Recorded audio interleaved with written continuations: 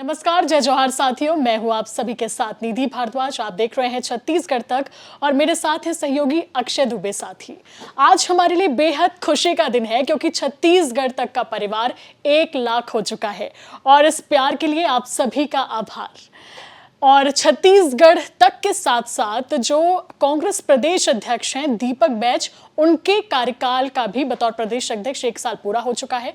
और इसी मौके पर आज दीपक बैज ने प्रेस कॉन्फ्रेंस की। प्रेस कॉन्फ्रेंस करते हुए उन्होंने आगे की रणनीति जो कांग्रेस लेकर जाने वाली है नगरीय निकाय और पंचायत चुनाव में, उसे लेकर जानकारी दी और साथ ही बताया कि किस तरीके से 24 जुलाई को विधानसभा सत्र जब चलेगा तब प्रदेश स्तरीय कांग्रेस का महा आंदोलन होगा, विधानसभा का घेराव किया जाएगा।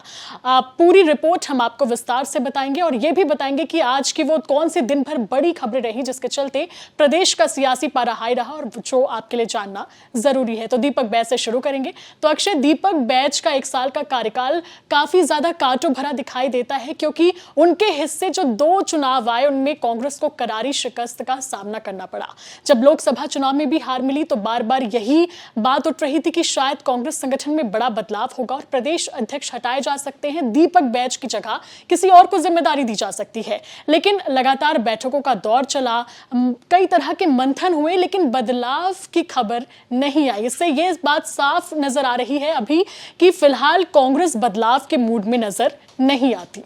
देखिए, सबसे पहले तो खैर दर्शकों का बहुत बहुत आभार। और मैं जितना भी हमारे दर्शक आवे तेन मन ला मैं कहना चाहिए हूँ कि आप नहीं मया प्यार दुलाल ला बना के रखो ताकि हमारे जन 1 लाख के आज परिवार है आउ बाढ़ है आउ आप मन के जन मुद्दा है तेला हम हमेशा उठा सकिन। एक बार हमार तैयारी भरपूर है, आप मन तैयार रहो आउ पठुआओ जिन हमार चैनल है तेला अपन संगी साथी मेरे ला बगरावो ताकि आप मन के जन मुद्दा है तेला आउ हमन ताकत से उठा सकिन।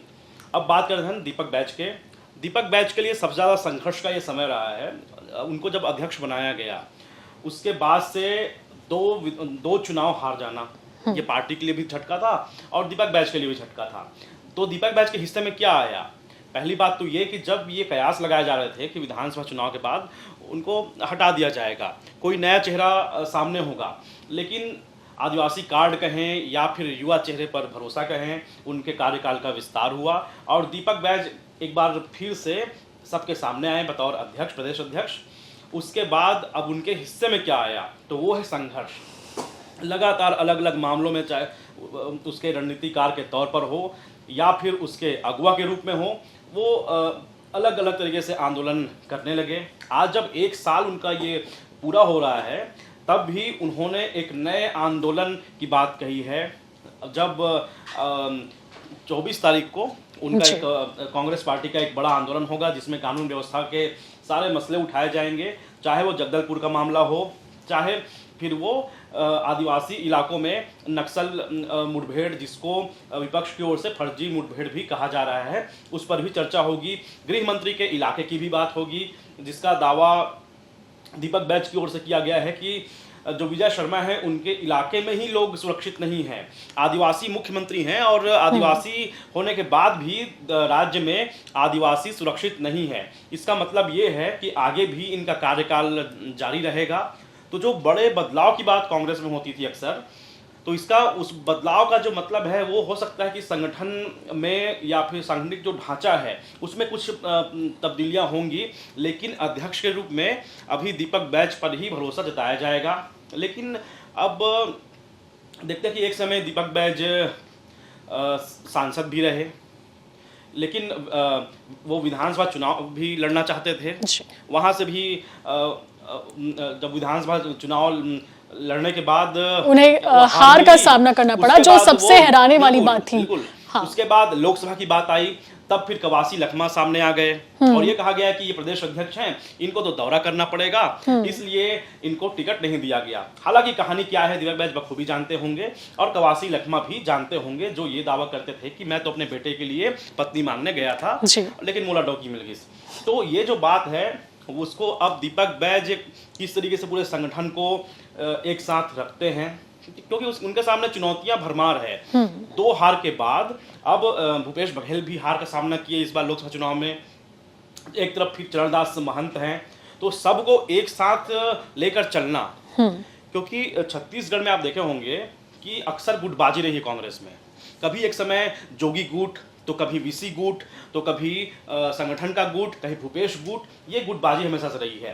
लेकिन अभी थोड़ी इसमें तब्दीलियां आई है पहले के मुकाबले, और उस किस्म की गुटबाजी नज़र नहीं आ रही है। हालांकि वो महंत कांग्रेस, बघेल कांग्रेस, ये चीज़ें चलती है, लेकिन सार्वजनिक रूप से लोग एक साथ दिखाई देने लगे हैं। तो इसको हम दीपक बैज के लिए एक क्या कहा जाए, इसको उनकी एक उपलब्धि कह सकते हैं कि उनके आने के बाद से जो बिखराव कांग्रेस पार्टी में दिखाई देता था, फिलहाल वो थोड़ा कम नजर आ रहा है। हालांकि ये तो अभी मंथन का दौर फिलहाल जारी है कांग्रेस में, लेकिन बीजेपी जो है वो एक बार फिर से एक्शन मोड में है। बीजेपी में भी भरपूर कार्य समिति की बैठक जो है वो हुई, और उसके बाद भारतीय जनता पार्टी ने तो कमर कसी ली है। उनका तो बिल्कुल लक्ष्य है कि पार्लियामेंट से लेकर पंचायत तक उनकी जीत होगी, और उसके लिए अब उन्होंने काम करना भी शुरू कर दिया है। तो फिलहाल कांग्रेस के सामने चुनौती ज्यादा नजर आती है, लेकिन जो कानून व्यवस्था इस वक्त प्रदेश में बिगड़ चुकी है, जो कांग्रेस बार बार आरोप लगाती है कि 6 महीने में बिल्कुल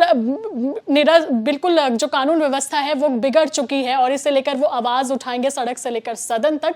इसी मसले पर हम आपको एक और खबर बताने जा रहे हैं, जिसे लेकर कांग्रेस ने प्रेस कॉन्फ्रेंस भी की थी। हालांकि 24 घंटे के भीतर उस पूरे केस को पुलिस ने सुलझा दिया। बस्तर में दोहरे हत्याकांड से एक बार फिर से सनसनी मच गई थी। आपको बताना चाहेंगे कि जगदलपुर में मां और बेटे की बहुत ही बेरहमी से हत्या कर दी जाती है, और इस मामले को भी दीपक बैज बहुत प्रमुखता से उठाते हैं और कहते हैं कि कितनी लचर हो चुकी है कानून व्यवस्था, आप इस घटना से ही देखिए। लेकिन 24 घंटे के भीतर पुलिस आरोपी को पकड़ने में कामयाब होती है, और आरोपी कोई और नहीं निकलता अक्षय, जबकि उनका छोटा बेटा ही निकलता है। यानी कि शख्स अपने ही माता और अपने बड़े भाई की हत्या कर देता है। वजह बेहद चौंकाने वाली होती है।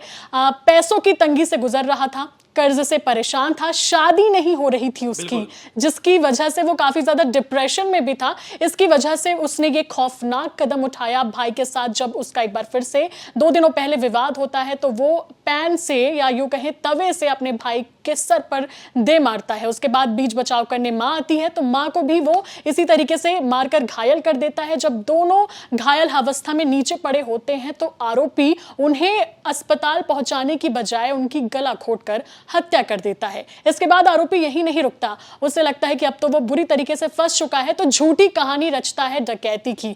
खुद को लहूलुहान करता है, खुद के हाथ पैर बांध लेता है और बाथरूम में जाकर बंद हो जाता है। जब पुलिस आती है, तो पुलिस को झूठी कहानी सुनाता है कि किस तरीके से 4 चोर उसके घर में घुसे और इस पूरी वारदात को अंजाम दिया। हालांकि पुलिस बहुत त्वरित एक्शन लेती है। बयानों में जो बदलाव आरोपी के बार बार देखे जा रहे थे, उससे भांप लेती है कि कुछ तो मामला गड़बड़ है, और आखिरकार आरोपी अपना जुर्म कबूल कर लेता है। पुलिस उसे गिरफ्तार कर लेती है। तो ये मामला तो सुलझ गया, लेकिन कानून व्यवस्था की जो बात है इस वक्त प्रदेश में, वो कांग्रेस को एक बड़ा मुद्दा, कांग्रेस इसे एक बड़ा मुद्दा बना चुकी है, और आगे भी मुझे लगता है कि कांग्रेस इसी को लेकर सड़क से लेकर सदन तक इसकी लड़ाई लड़ेगी।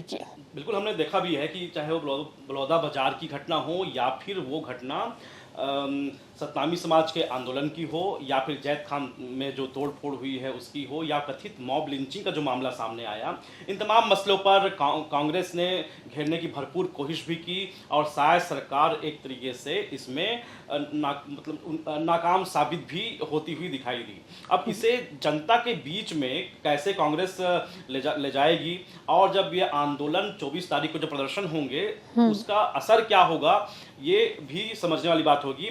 लेकिन केदार कश्यप के उस बयान की ओर मैं ले चलता हूं आपको, जहां वो कहते हुए नजर आते हैं कि 1 साल तो हो गया दीपक बैज को, और इसमें उन्होंने 2 बार उनकी पार्टी ने करारी शिकस्त खाई है, करारी मात खाई है। तो कांग्रेस के लोग ही बेहतर बता पाएंगे कि दीपक बैज का ये पूरा 1 साल का कार्यकाल कैसा रहा। और केदार कश्यप की जब बात ही निकली है, तो उन्हें नई और अहम जिम्मेदारी मिल गई है। संसदीय कार्य मंत्री उन्हें बना दिया गया है, अतिरिक्त प्रभार दिया गया है वन मंत्री को। और इसी के साथ ये बात भी साफ हो गई है कि जिस साय कैबिनेट के विस्तार की चर्चा लंबे समय से चल रही थी, वो फिलहाल एक बार ये कह सकते हैं कि ठहर गई है। फिलहाल कोई लग नहीं रहा है कि जल्द ही जो कैबिनेट का विस्तार है वो हो सकता है। अब कैबिनेट में फिलहाल 2 मंत्री पद खाली हैं। लंबे समय से इस बात की चर्चा है कि जब बृजमोहन अग्रवाल गए रहे हैं तो उनकी जगह रायपुर के किसी मंत्री को कैबिनेट में सेटल जरूर किया जाएगा। और जब ऐसी बात उठती है तो राजेश मूणत और अजय चंद्राकर का नाम सामने आता है। इसके अलावा यह कहा जा रहा है कि अगर एक अनुभवी मंत्री को मौका दिया जाएगा, अनुभवी विधायक को मौका दिया जाएगा मंत्री के रूप में, तो वहीं एक नए चेहरे को भी मौका दिया जाएगा। नए चेहरे में भावना बोहरा का नाम बहुत प्रमुखता से उठ रहा है और साथ ही साथ गजेंद्र यादव का। अब हम आप दर्शकों से पूछना चाहते हैं कि आप लोगों को क्या लगता है, जो 2 मंत्री पद इस वक्त खाली हैं उनमें किसे मौका मिलना चाहिए? आपकी अपनी क्या राय है? कमेंट जरूर करें और बताएं कि आपको क्या लगता है किसे मंत्री बनाया जाना चाहिए। तो फिलहाल इस चर्चा में इतना ही। एक बार फिर से मैं आप सभी दर्शकों का आभार जताना चाहूंगी। हमारा परिवार अब 1 लाख हो चुका है। बहुत सारा आभार। जय जोहार, नमस्कार।